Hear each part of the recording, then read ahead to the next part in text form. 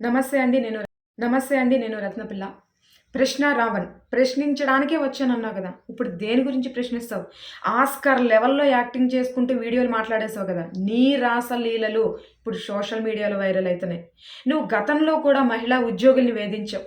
So, ఆ సందర్భంలోనే కదా నీ ఉద్యోగం కూడా నీకు పోయింది. నీ వేధింపుల వల్లే కదా ఆత్మహత్య చేసుకుంది ఒక మహిళ. సో, ఇతరుల్ని ప్రశ్నించే ముందు నీ గురించి వస్తున్న ఈ ప్రశ్నలకు కూడా నువ్వు అంతే పారదర్శకతతో సమాధానం చెప్పాల్సిన బాధ్యత నీ మీద ఉంది. ఈరోజు బెయిల్ వచ్చింది.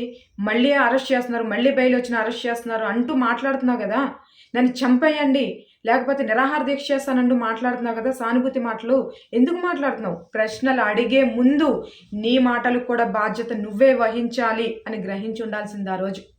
ప్రజలు ఇప్పుడు నీ డ్రామాలు కాదు, నిజాల్ని చూస్తున్నారు. నిజాల్ని గ్రహిస్తున్నారు. ఇంతకీ నాకు డౌట్ ఏంటంటే, ప్రశ్నలు అందరిని అడుగుతావా ఈ ప్రశ్నల్ని? లేపోతే నీకు నచ్చిన వాళ్ళని, నీకు కావాల్సిన వాళ్ళని, నీకు మీద కోపం ఉన్న వాళ్ళని టార్గెట్ చేస్తున్నావా? పవన్ కళ్యాణ్ గారు మాట్లాడిన ఒక్క క్లిప్ మాత్రమే చూపిస్తూ మాట్లాడుతున్నావు కదా దాని ముందు. అసలు అంతకుముందు ఏం జరిగిందో మాట్లాడాల్సిన అవసరం లేదా? మెజారిటీ ప్రజలు విశ్వసించే హిందూ మతం గురించి నువ్వు మాట్లాడావు. సనాతన ధర్మం గురించి నువ్వు మాట్లాడుతున్నావు. హిందూ దేవతల గురించి నువ్వు మాట్లాడుతున్నావు. సో, ఎంతమంది మనోభావాలు, ఎన్ని కోట్ల మంది మనోభావాలు దెబ్బతిన్నాయి నీకు తెలియట్లేదా? భావ ప్రకటన స్వేచ్ఛ ఉందని చెప్పుకుని ఎవ్వరైనా విశ్వాసాల మీద దెబ్బతీస్తారా? ఇది కరెక్టేనా? మా నాయకుడి మీద ప్యాకేజీ తీసుకున్నాడు అని ఎన్ని సంవత్సరాలు ఆరోపణలు చేస్తున్నారు మీరు. రాజకీయ ప్రత్యర్థులు కూడా వ్యక్తిగతంగా మా నాయకుడిని దూషించారు కదా! పార్టీ నాయకులు, కార్యకర్తలపై మీరు కేసులు పెట్టలేదా? అన్యాయంగా అరెస్ట్ చేయలేదా? కుటుంబ సభ్యులను కూడా అసభ్యంగా మాట్లాడలేదా? సో, ఇవన్నీ జరిగినప్పుడు మీరు ఎందుకు జస్ట్ ఆస్కింగ్ అని అప్పుడు ఎందుకు అడగలేదు? అప్పుడు మౌనం ఎందుకు వహించారు? ఒక్క మాట పట్టుకొని ఇన్ని కథలు మీరు మాట్లాడుతున్నారే! ఫ్రీడమ్ ఆఫ్ ద స్పీచ్ మీకే ఉందనుకుంటున్నారా? మిగతా వాళ్ళకి లేదా? మీకు జరిగితే అది ప్రజాస్వామ్యం ప్రమాదంలో పడినట్టా? ఇతరులకు జరిగితే అది ప్రమాదం కాదా? సో, రాజకీయం అంటారా దాన్ని? సో, మీరు ద్వంద్వ వైఖరి వహించారు. ప్రజలు చూస్తున్నారు. ఖచ్చితంగా నీ బలుపు మాటలు ఏవైతే ఉన్నాయో ఆ మాటలన్నీ తగ్గి ఎందుకన్నానురా దేవుడా అనుకోకపోతే చూడు. నమస్తే అండి. నేను రత్నపిల్ల. ప్రశ్న రావణ్. ప్రశ్నించడానికే వచ్చానన్నావు గదా! ఇప్పుడు దేని గురించి ప్రశ్నిస్తావు? ఆస్కార్ లెవెల్‌లో యాక్టింగ్ చేసుకుంటూ వీడియోలు మాట్లాడేసావు గదా! నీ రాసలీలలు ఇప్పుడు సోషల్ మీడియాలో వైరల్ అయితున్నాయి. నువ్వు గతంలో కూడా మహిళా ఉద్యోగుల్ని వేధించావు. సో, ఆ సందర్భంలోనే కదా నీ ఉద్యోగం కూడా నీకు పోయింది. నీ వేధింపుల వల్లే కదా ఆత్మహత్య చేసుకుంది ఒక మహిళ.